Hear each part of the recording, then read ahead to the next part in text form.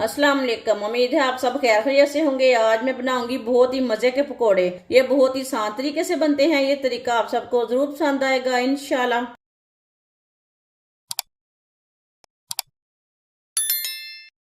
4 मैंने अंडे लिए ने, अंडों को बॉईल कर लिया है। इसका छिलका उतार लिया अंडों का।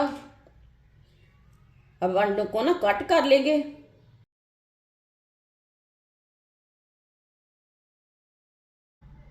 इसी तरह अंडों के ना 4 4 पीस करने हैं एक अंडे के।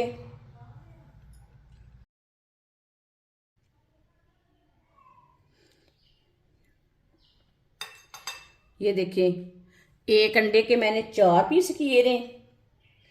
चारों अंडों को ना इसी तरह कट कर लेना है।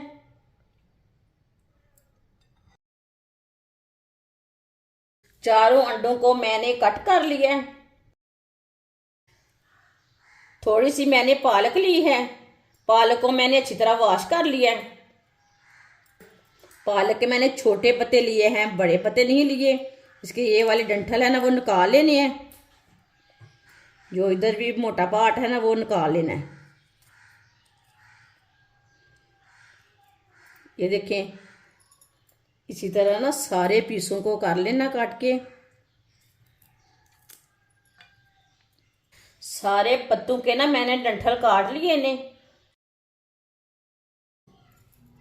एक प्याली बेसन बेसन डाल लेंगे। थोड़ा सा पानी डाल लेंगे। पानी एक साथ नहीं डालना, थोड़ा थोड़ा करके डालना है। इसे मिक्स कर लेंगे। पानी एक साथ डालने से गुठलियाँ बन जाती हैं। बेसन हमारा अच्छी तरह मिक्स नहीं होगा। इस तरह पानी ना थोड़ा थोड़ा करके डालें।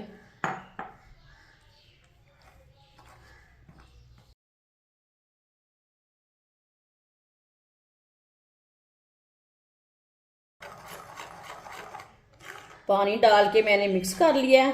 अब इसे 5 मिनट के लिए अच्छी तरह मिक्स करना है।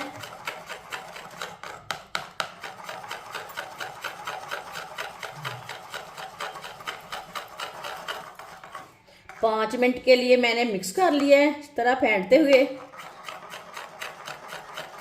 चम्मच चलाते हुए मैंने मिक्स कर लिया है।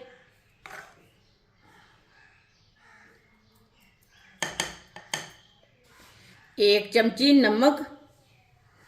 नमक ज़रूरत के हिसाब से डाल सकते हैं। एक चमची पिसी हुई लाल मिर्च, आधी चमची हल्दी पाउडर, आधा चम्मच साबुत धनिया, आधा चम्मच साबुत जीरा। मसालों को भी मिक्स कर लेंगे।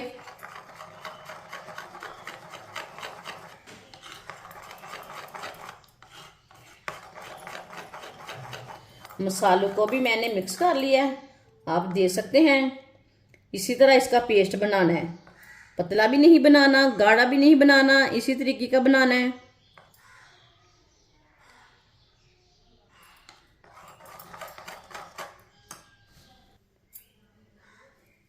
एक एक पत्ता पालक का लेंगे।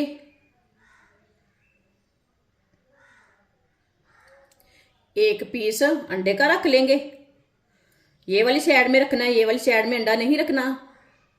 डंठल वाली साइड में इसे फोल्ड कर लेंगे। ये देखिए, इसी तरह इसे फोल्ड कर लेना है।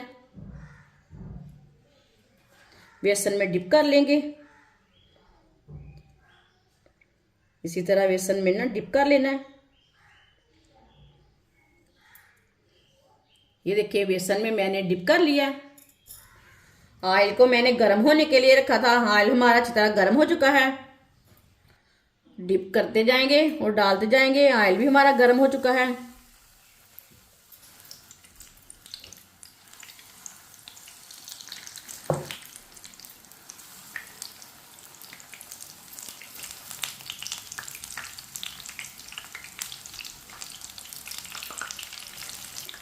जो हमने पहले पकौड़े डाले थे उसे हम उल्टा लेंगे। ये देखें, ये एक साइड से पक चुके हैं।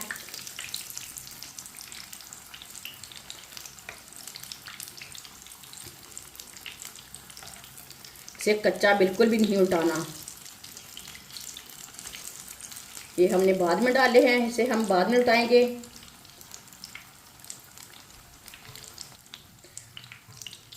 ये वाले भी उल्टा लेंगे पकोड़े।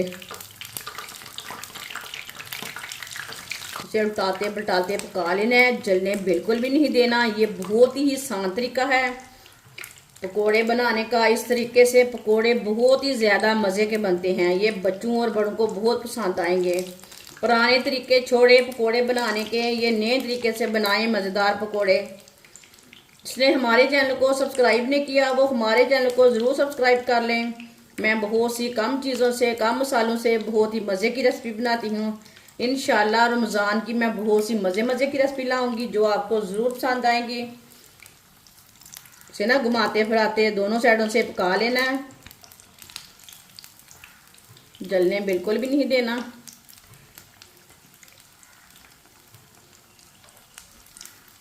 आप देख सकते हैं पकोड़े हमारे दोनों साइडों से ना अच्छी तरह पक चुके हैं, बिल्कुल भी कच्चे नहीं हैं। ये कितने अच्छे बने हैं। चूल्हे को बंद कर देंगे। माशाल्लाह देखिए, आप यकीन नहीं मानेंगे ये इतने मज़े के पकोड़े हैं। इसे बाहर निकाल लेंगे।